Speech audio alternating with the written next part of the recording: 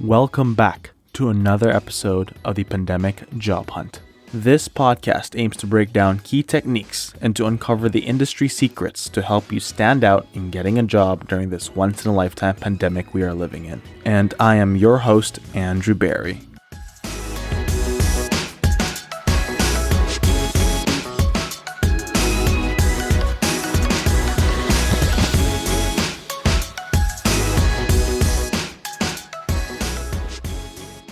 Welcome back to another episode of the Pandemic Job Hunt. This is the first episode of 2021. We went on a quick holiday break, but the show is back on. I'm very excited for the new year, the possibilities, and the upcoming episodes. The vaccines are rolling out, and there is a new presidential administration down south.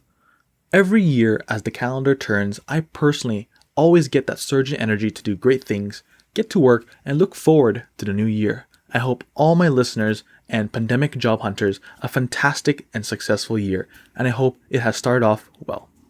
Anyways, let me introduce you to my next guest today. His name is Jeff Harry from Rediscover Your Play, and honestly, folks, he was a joy to interview. I love his energy, his spirit, and the attitude in approaching work. This is a fantastic episode to learn how to incorporate play into their day-to-day life.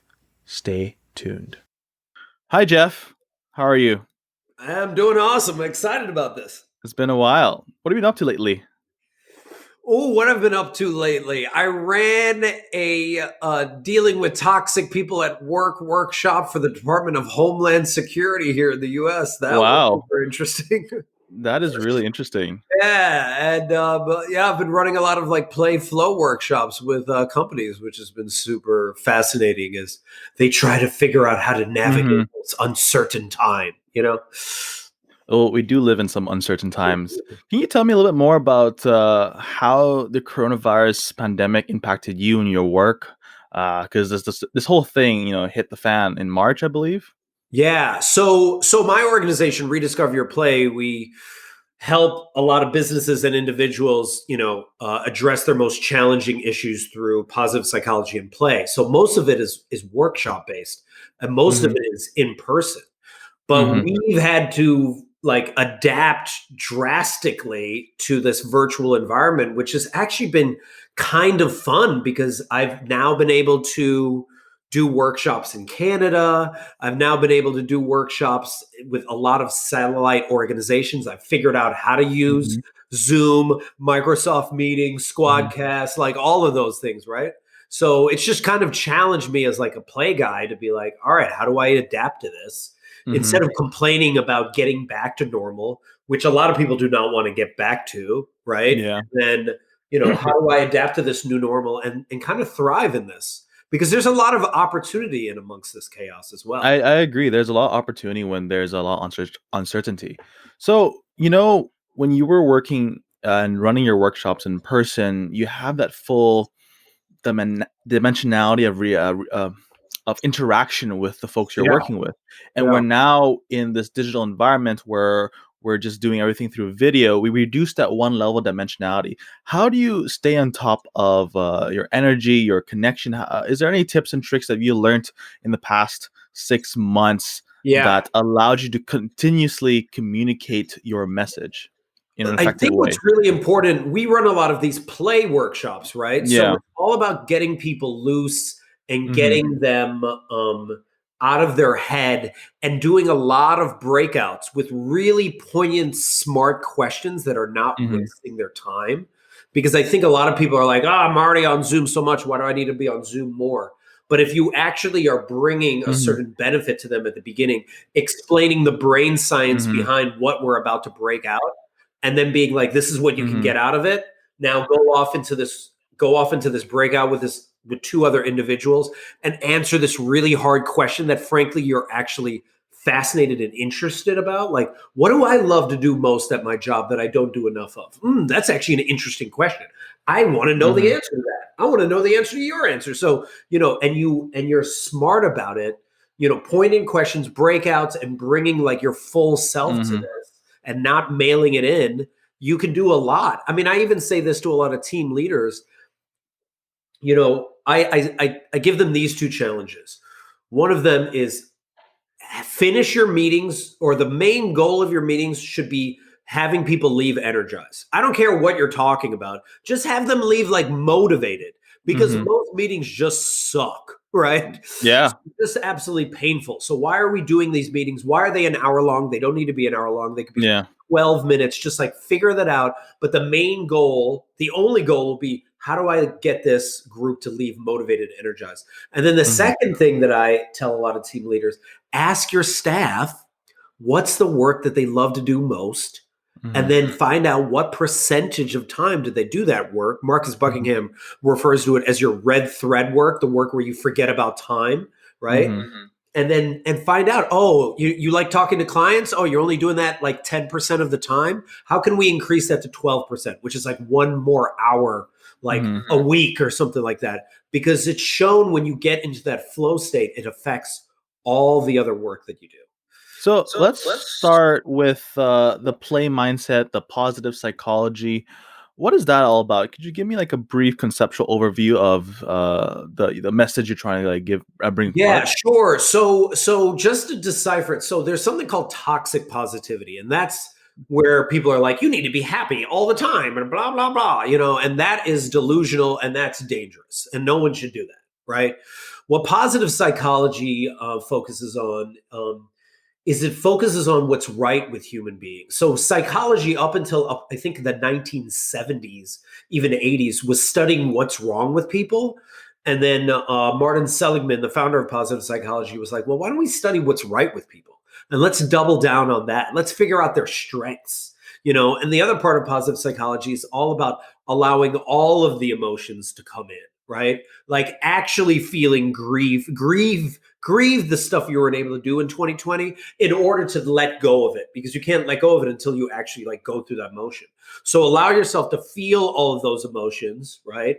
Double down on your strengths and recognize how you can like prime your day to be more productive, effective, and get more into flow by simply playing more, in my opinion.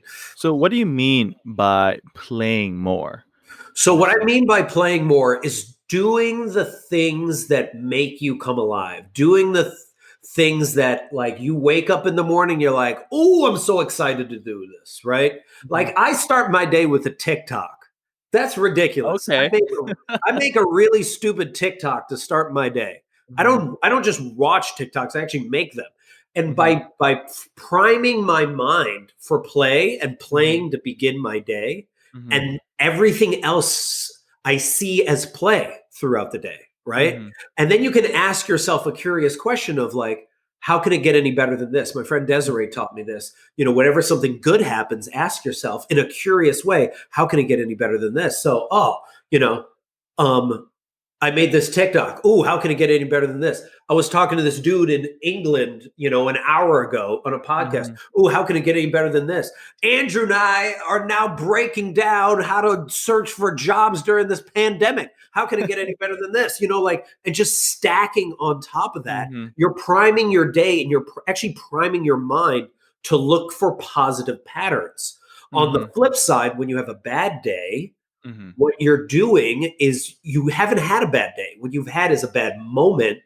And your Mhm. mind, your thoughts usually last between 9 seconds and 90 seconds. Mhm. So you had that bad moment, and then you ran that bad moment in your head I a agree. hundred times over. And then you Mhm. looked for other bad moments throughout the day to make yourself believe you had a bad day. I And by agree. simply flipping the question, you can change your entire day. So display mindset is a shift in attitude of how you kind of view your day-to-day life. I agree with your statement that whenever we have a bad day or a bad moment, especially say you're doing a presentation and there's a moment where you messed up in front of a client, you just repeat that in your head and head Mm-hmm. and head, and Yep. it's very common as humans, we're so self-critical of our own self that we forget that the larger picture of all the good things that happened that day. For example, you wake up in time, you exercise that day. I did a TikTok in the morning. I was able to Mm-hmm. successfully connect with my colleague or connect with a like a boss in during a morning meeting. there's so many little moments that you should take into account. And for me, I used to struggle with that. Uh, I guess in my university years and early in my professional years, of really being so self-critical of the work I did. Because sometimes you just face imposter syndrome. Sometimes you don't think you're good enough, but you actually are. You're able to perform the way you do. And what really helped me was one specific exercise is the a gratitude journal I kept. Oh, right. I Right. used to write down things I did that went well today, and I'll write down the little things and the big things. And when I also looked at the things I didn't do so well, I kind of viewed it as, okay, I didn't do this so well here. Why and what can I do next time to improve my performance for that particular activity? Say Right. I messed up a presentation.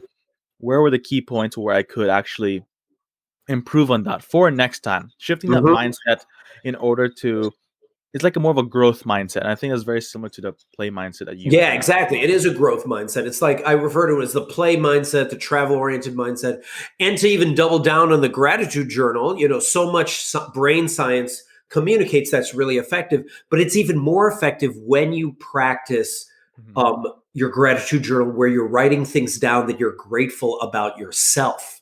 mhm, Because it's easy to be like, oh, I'm happy about the day, or I'm happy about this external thing, but mhm, that self-love part is really mhm, difficult for us to do, right? And I can get into like the steps to deal with your inner critic, mhm, but we also have to have a certain level of compassion for ourselves, because our brain is designed to look for negativity. It has a yeah. negativity bias, right? And the reason why it has that is because your inner critic is part of your prefrontal cortex that is trying to protect you from all Mhm, the dangers that are in the world all the mhm, time. That is its main purpose. So mhm, of course you're going to look for the negative. mhm, So the gratitude journal, practicing a play-oriented, growth-oriented mindset is almost fighting, your brain in many ways. So mhm. we have to just begin there instead of being like, oh, I'm just so negative, because everyone is fighting against that same thing. So the pandemic hit in March. Businesses halted their hiring practices. People were laid off or let go. A statistic in Canada showed that the unemployment rate pre-pandemic February was around 5% or 4%, and it jumped to 11 to 12% in March and April, which was very high. And my last time I checked the statistic in August, it went down to 10%. And I've also noticed that people are hiring again. The Right. economy is coming back together. However, it's not the same as the pre-pandemic Of levels. course. So there's a lot of people are still out there without a job. How could they incorporate this play mindset to their job hunting day-to-day activity, especially if they faced rejection after rejection after rejection, and sometimes it feels very hopeless because employers now can pick and choose who they want to hire. Oh, You know, absolutely. it's a lot more. The competition is higher than ever before. So I think first you have to approach this from, you are not trying to get the approval of a company, right? That you are trying to get, that every time you get rejected, people are rejecting you. Yeah. That's dangerous, just to first like embrace that part. Hmm. And my business mentor Stephen Worley would always say, don't you want to be paid to be you? And I was like, yeah, that's what I want. I want to be paid to be me. Because if you think of anyone that you admire, like anyone on TV or on stage or something like that, basically what's happening is people are giving them money to just Hmm. be themselves. So Hmm. it's like, whoa, how can I do that? Right. Hmm. So my first challenge to people is give yourself a certain amount of leeway, right? So Hmm. if you are a recent graduate and you're living with your parents, Hmm. as much as that's really like maybe embarrassing, it's also a huge benefit, because right now you have time. You have time to actually figure out, what do I really want to do? What is the work that actually makes me come alive? What am I interested in? What are my passions, my interests, my curiosities? And to start to explore that, if you really Hmm. want to get paid to be you. right? Then Mhm. you have another group of people that like either got laid off or they right now are living off of unemployment. And again, look at your budget, figure out how long unemployment can last. And if you can lean on that for a little bit, Mhm. give yourself a window of time to again explore what you really want. I don't think we spend enough time figuring out what we Yeah. want. You know, what is it about us that is like that brings us such joy, you know, and actually brings us true fulfillment at work, Do right? you If you had to have think about the last time you did something where you forgot about time. Wait, what? Mhm. I was gonna say, do you have a systematic approach for someone who has the time now to kind of figure out what they really want to do? Oh, Because I absolutely. because I Yeah, understand that during the job hunt, you're probably just thinking, I need to apply to the next job, I need to apply to the next job, exactly. and you don't spend enough time to look into what you really want. How would Yeah, you do that? And how would you balance that? yeah. Well, first, like again, I think a really important part is identify what your budget is going to look like so you Okay. have time so you can take that pressure off you.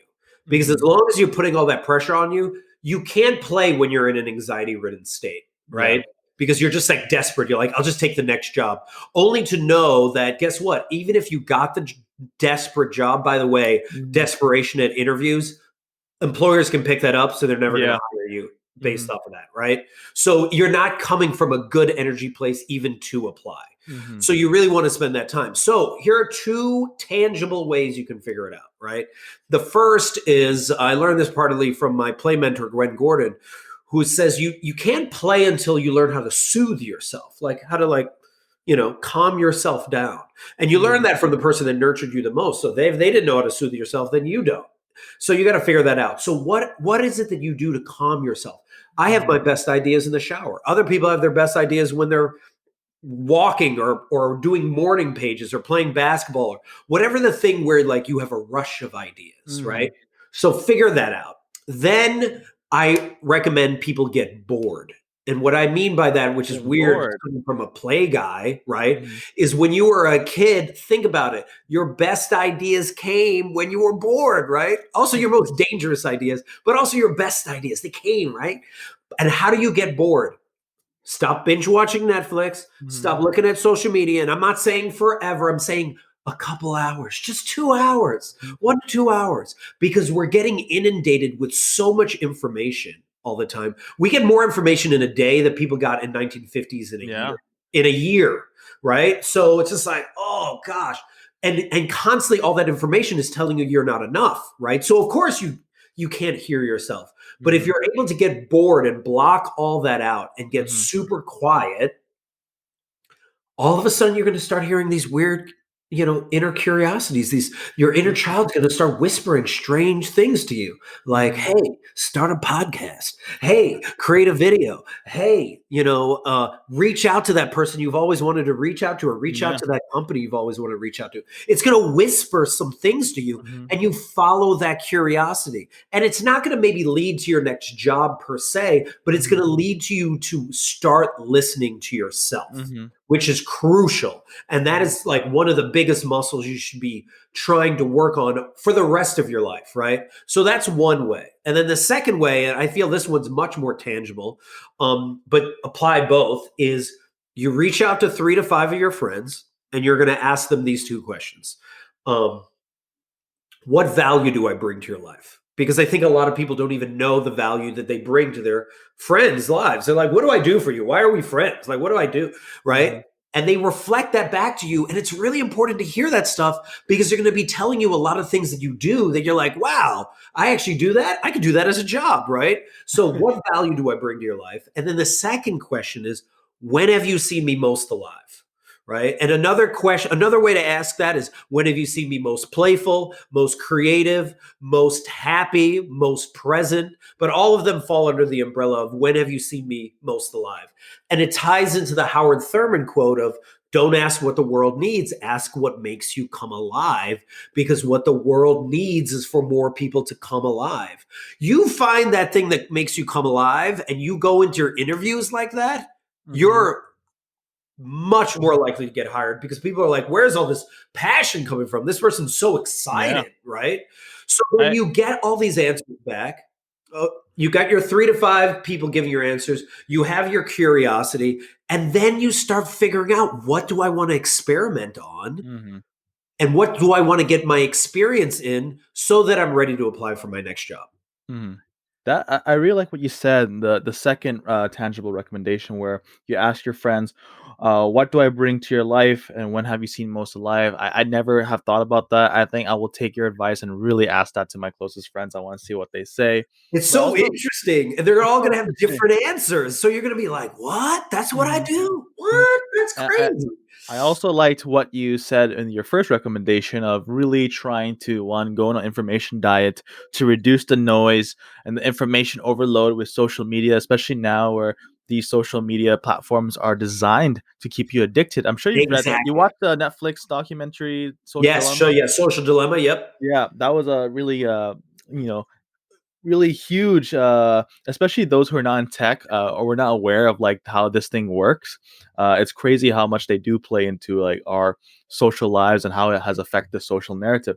But I do agree with going on in information diets to start listening to yourself.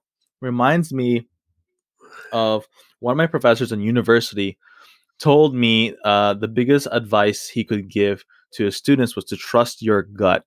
Yes. At the end of the day, your gut will lean you towards something, and you should more times than not trust it versus your rational brain thinking that Yes. you should go for it. And I've incorporated that, taking my gut feeling advice more since I got that advice from him, and it has led me to better doors and better paths, and haven't been happier since taking advice and just following my gut whenever I felt like as there was a big decision to be made. I went for the gut decision. I love that. I mean, Alan Watts, the famous thought leader and professor, would always ask his students, what would you do if money was no object? Right. And then do that and get really good at that because somebody is going to want to do that. And, in the video, it shows like someone that's like climbing trees and that's Mhm, what they do. Like find that weird thing that you love. mhm, I have a friend that was like, working for a multi-million billion dollar finance company and she hated it. And mhm, she was like, you know what I love? I love equestrian. That's what I used to do in college. I'm going to do that. And now she's like training Olympic equestrian, mhm, people. So it's like there's a fascination in actually pursuing what you actually love, right? Like mhm. Mr. Beast on YouTube, dude. Come on, dude. Yeah.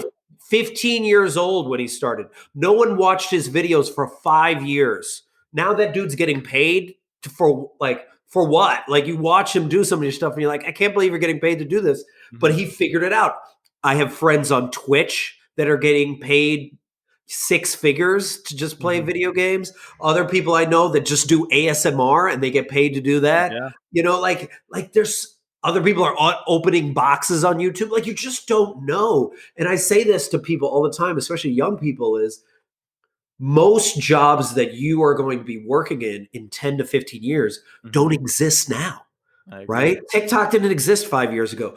Google didn't exist 20 years ago. YouTube didn't exist 15 years ago. Like, we don't know what's coming next, Mhm, right? We don't know, like, TikTok's going to disappear and Snapchat and all that, and mhm, something new is going to appear. So what are we training ourselves for? We might as well be figuring out, instead of trying to get accepted by the jobs that exist now, we might as well be trying to figure out what we want and mhm. get really good at that. And then seeing how we can carve out a job that fits us so we can get paid to be ourselves. I really agree with that statement. Especially now we live in 2020. There's so many tools out there that makes doing the stuff you love so much more accessible. For podcasting, I have Squadcast in front of me. If you want to create Instagram posts in an easy way, just go on Canva. If you want to be like a blogger, just go on Medium. There's so many of these smart people creating these platforms to make it easy to do the stuff you love. At least put the foot in the door or like have Yeah. yourself start. And I think this whole model and whole economy has is breaking into all the different various industries and fields. Especially, there's one industry such as the journalism industry or the newsletter industry. Have you heard of Substack? Oh, no. Substack is Substack is a recently new platform. I think it's a couple years old. However, it's a platform where you get your traditional newsletters, such as like when your email newsletters. However, you can add like a paid option to it. So you might have some free tier newsletters and some paid tiered newsletters. And those who have interesting domain knowledge start these paid newsletters that people want to consume. So now Interesting. journalists from top publishers such as New York Times and Washington Post are deciding to stop working with those big publishers and actually do it themselves and create their Wow. own newsletters, democratizing the type of news they want to report versus what the publisher says. And the fact that they're going direct to consumer means they'll have more revenue for themselves. And That's this is an crazy. example of you taking a step into democratizing what you want to do and have a direct to consumer experience for the stuff you love, especially with all these different platforms available for you to consume or work on. Wow, I don't prop this guy a lot because sometimes I have problems with him. But Gary Vaynerchuk said that picked that it back in 2009 in one of his books where he was going to say people are going to pick writers over newspapers. So like this is what's happening, right? Wow.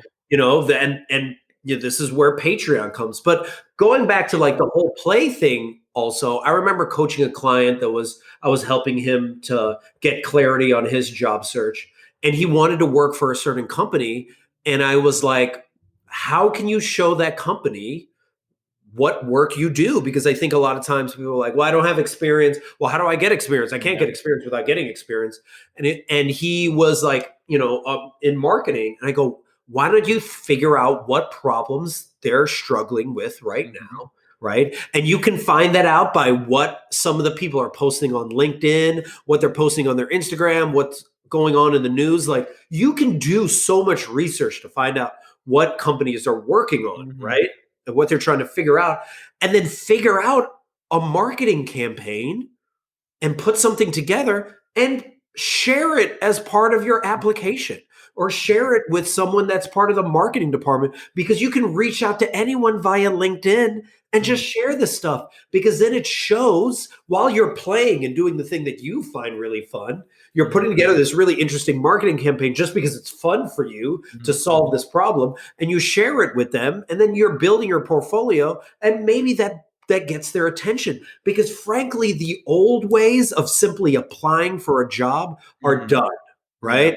Like you can do that and I'm not saying you shouldn't do that because you should obviously put your application in, but you got to think of the more creative ways to do it. How do I Hmm. make a video that, how do I get in an informational interview? How do I do research on this one person, learn everything about them, and then just reach out to them and be like, I'm fascinated with your work and I love your organization. Instead of asking for a job at that point, just being like, I'd love to just continue this conversation, Hmm. or I'd love to like have a conversation with you via Zoom, right? Like a Hmm. 15-minute conversation. Like be curious in this process. Instead of trying to figure out the right way of applying, there is no right way anymore. There Yeah. just isn't. This is so new for everything. Hmm. So we're making it up as we go along. So try out what feels right to you. So, how do you go about networking with people and connecting with people, especially now in this digital age where no one really is connecting in person anymore? Conferences are not happening, they're all virtual now. How do you connect with someone and using this play oriented mindset to get your message across, or at least have a lasting impact on the person you're talking to? So I'll give you an example, right? I was working with a client that was saying, I want to travel. She travels for a living. That's what she does, and then she's like a VA on the side. And she's like, I can't travel right now. And I was like, what is it that you love about travel? And she goes, I love to connect with people from all over the world and have interesting conversations. How do we do that now? And we just started, she started researching where that exists and found like the Nomadic Network, Camp Indie, and all these networks of people that also love to travel. And now she's on like 4 virtual happy hours a week, right? And building relationships with all these people so that when she finally is able to travel, she can stay with all these people. So, like, we have to flip how we're doing stuff, right? So if you're doing marketing or you're doing like video production, there are Slack groups, there are Facebook groups, there are virtual happy hours. There is so many people that are looking for connection online and meeting up and talking about their work. And those are perfect places for you to go. And this is another plaything where you practice how to talk about yourself. A lot of people suck at talking about themselves. And I'm not talking about bragging. I'm just talking about like communicating what you want. This is why it's so important to do your internal work and then hop on these happy hours and be like, yeah, this is the type of work I'm doing. This is the type of work I'm looking for. If you know anyone like that, sweet, awesome. But you just like keep searching for these various ones. There are even like alumni happy hours. Like just explore what's out there because there's so much that's available if you're willing to look. Do you have a couple recommendations that you could give for someone to, I guess, work on how to pitch themselves? Yeah. Um, it's first of all, it takes a lot of practice, right? So It it's I does. think it's first doing the work of figuring out what makes me come alive, right? Hmm. And then doing those questions that come back to you. Oh, and here's a third thing you can do. Identify what did you love to do as a kid. My friend Lauren Yee and I run a workshop called Your Future's Where Your Fun Is, where we actually help people, a lot of people looking for jobs. Um, we have them explore what they love to do as a kid. Hmm. She loved to play sardines as a kid, which is reverse hide and seek. It's amazing. And what she loved about it is we break down the play core values of that. And what she loved was collaboration, connection, and communication, right? So because she loved that, then we try to figure out, okay, those are our play core values. What is the type of work that she wants to do that fits that? Hmm. Oh, consulting. Oh, it's team building. Oh, it's these things. So that's crucial. Like get to know what in the world you love and what makes you like fully show up, right? So do that. After you do that, then just start practicing with your friends. Practice like how quickly you can say something to someone without like pitching like please hire me, but like Hmm. what do I love to do? Like, I love I've had to work on this. Like I did this with my business mentor Stephen Worley over and over again. I combine positive psychology and play Hmm. to help businesses tackle their biggest issues in the Hmm. workplace. And then and then people are like, "Oh, tell me more," right? So you work on something that causes someone to ask for more about it, right? And I'll send this to you. There's this old TED talk from this really pretentious guy who I didn't really like him, but he had a great method of how to break that down into saying something that's interesting about what you do, but just start with the first part of it of like let's say for example, like what do you love to do? I love to cook. Okay, keep going. Keep talking to I me. love to cook. I like to bake good like cookies. I like to experiment in my cooking, especially just making things from scratch, such as like creating pasta, creating pizzas. That's a huge passion to me because I like just creating things with food, and I don't like following recipes. I like to look at a recipe, but then kind of like remix it into my own way, and Oh, that's awesome. So, that's my so outlet. so the way I would hear that I would just be like, if you were trying to get someone interested in you, and they would be like, so what do you do? And I hate that. By the way, I hate that question. It's so boring. But whatever. People are going to ask that question. You could just be like, I create food experiments. Wait, what? Wait, you create food experiments. And then see, like, they're already curious. I Hmm. create food experiments. 4 words. That's it. That's Hmm. it. But like figure out the sentence that Hmm. really gets you amped about that, and then Hmm. just start from there because people want to connect with other people. Hmm. People want to be curious about each other. But if you're just going to be like, yeah, I just cook, whenever I'm bored, see the difference in Hmm. energy in those two Yeah. different things? It's because we're not proud of what we want to do in our lives, right? We're not very Hmm. excited about it. But if you're able to figure that out, it's much easier than to come up with that sentence. Do you have a couple of resources that you could point out to someone who wants to learn more about this positive psychology and play oriented mindset? Oh yeah. Easily. Yeah. I mean, if you really wanted to get into it, there's a free course on Coursera, just called Positive Psychology. Hmm. There also is the course done by the Harvard professor on, I think it was on happiness. That's also, it was super popular. Oh, this, I think it's the science of happiness. Hmm. I'll find out and I'll send you the link to it. But it was really popular during the beginning of quarantine, Hmm. in this pandemic, where this person just had you help you figure out what you love. Hmm. Also, Jonathan Fields' Good Life Project. He wrote a book not too long ago. Let me see what that, Jonathan Fields' Good Life Project.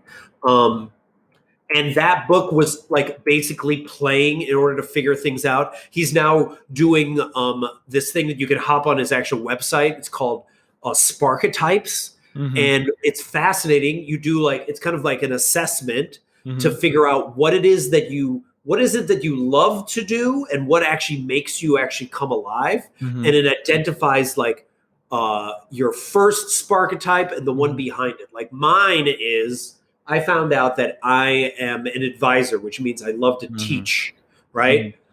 But my second Sparketype, that the way in which I do it is I entertain.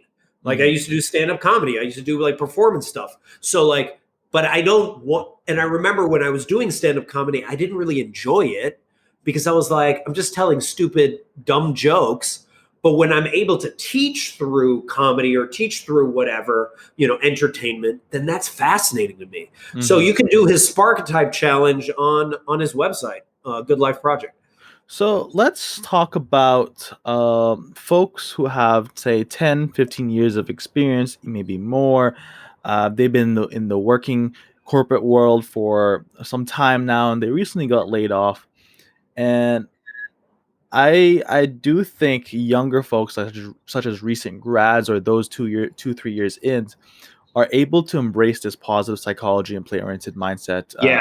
easier, and it can take in that message. However, I feel older folks sometimes are a little bit more rigid in their ways. And what advice would you give to those folks who are a bit skeptical about your message? I think first you have to say, don't psych yourself out. Like, don't beat yourself up and be like, oh, like I can't compete with this new generation. I have a Hmm. friend who's in her 50s that is starting a brand new career. She's now pursuing coding and learning a brand new way of coding, that a lot of companies are only starting to come online with. Yeah. So that's what she's doing. Like you can reinvent yourself at Hmm. any age, right? You got to remember the guy from that created Smirnoff created it when he was 70 years old. Wow. Okay. Morgan Freeman didn't actually get big in acting until I think he was in his 40s or 50s, where Hmm. he was able to break through and not just be like a role character. Hmm. So, like, we have to just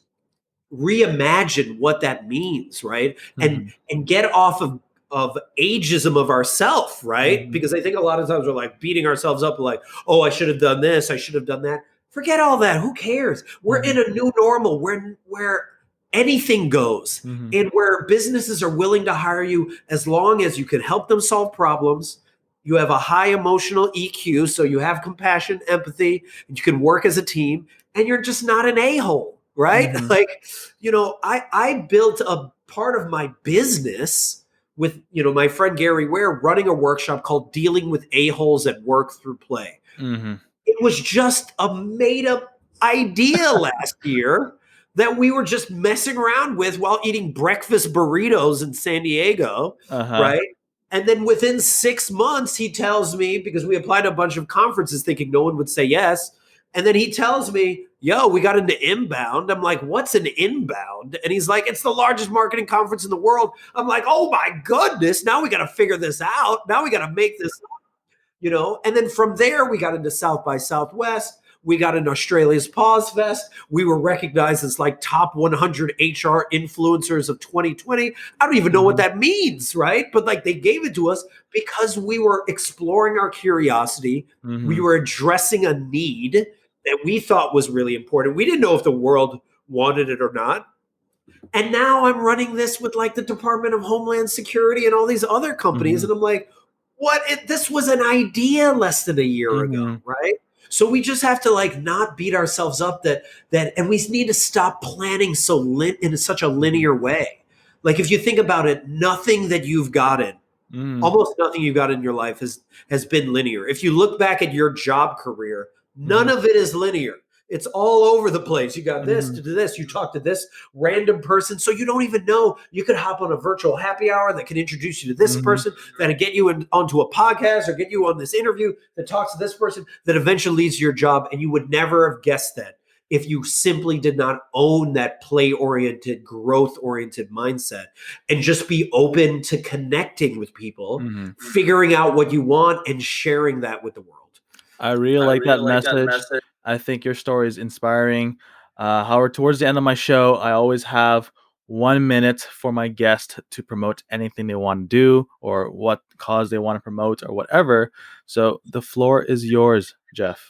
Ooh, so usually I would just be like, "Hey, go to my website and then we can do stuff." But let's not do that. Let's dive. Goodwill Hunting. Yes.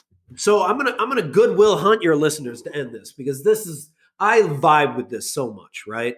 So for anyone that hasn't seen Goodwill Hunting, Matt Damon is a genius. He can get any job he wants. And at the end of the movie, he's sitting at a construction site working construction with his friend Ben Affleck. And Ben's like, yo, when are you going to take one of these, jobs, these $1 million jobs? And Matt's like, nah, I'm not gonna do any of them. And he's like, what? And he's just like, what? And he's like, what are you doing? And Matt's like, "Oh man, I'm going to work construction. We're going to hang out at Foley Field and raise our kids, and that's what we're going to do." And he's Mhm. like, "Dude, if I see you here in 20 years, I'm going to kill you. Like I'm going to kill you." And he's like, "What are you talking about? What? I owe it to myself?" And he's like, "No, you don't owe it to yourself. You owe it to me." And you owe it to everyone else in this construction site that would give anything, I mean, anything to have what you have. You're sitting on a winning lottery ticket and you're too scared to cash it in.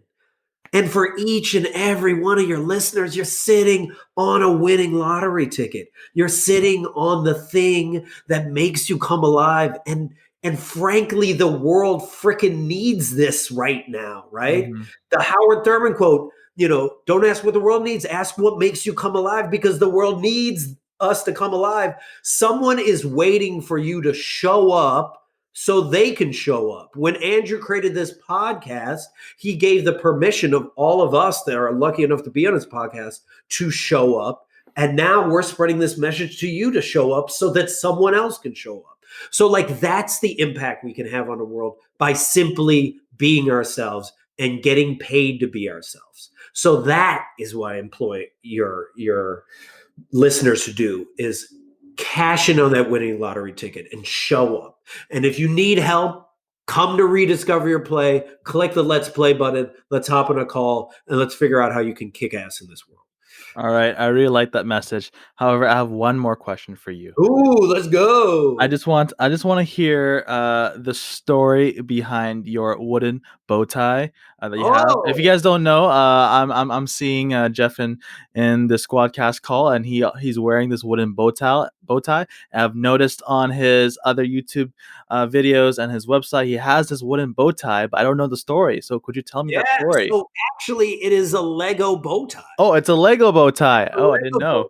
tie. And it was from my former organization that I helped, that only had 7 people when I first joined, and I was only getting paid $150 a week. It was a joke of a job. We were just Mhm. teaching kids engineering with Lego. And then by playing, we built it into the largest Lego inspired STEM organization like in the country. Wow. But the reason why I wear it is because I was dared to wear this at a conference once. And I did it, and everyone everyone was being professional and acting like adults. Hmm. And I kind of wore it almost to be like, everyone's wearing a costume. Everyone's pretending to be somebody else. Hmm. So I'm going to mock this by wearing this bow tie. And I had such a better day wearing the bow tie because it gave permission for people to just play and nerd out with me. They didn't have to act like their professional selves. They were like, look at that idiot with the Lego bow tie. Let me talk to him about Game of Thrones and Mhm. Avengers for hours. And that's what happened. And now I wear it all the time when I was traveling. And you have the most interesting conversations on planes, wandering around, but like you're just fascinated because people want to play. They're always itching to play. And if they can simply drop that adult professional Mhm. facade, then they can actually be more humane. All right. That's an incredible story. All right. Thank you so much for your time, Jeff. See you next time. Thanks so much for having me. This is the end of the show. Thank you for tuning into the Pandemic Job Hunt podcast. As always, I would love to get feedback, so don't hesitate to get in touch through my Twitter at Andrew H. N. Barry or LinkedIn.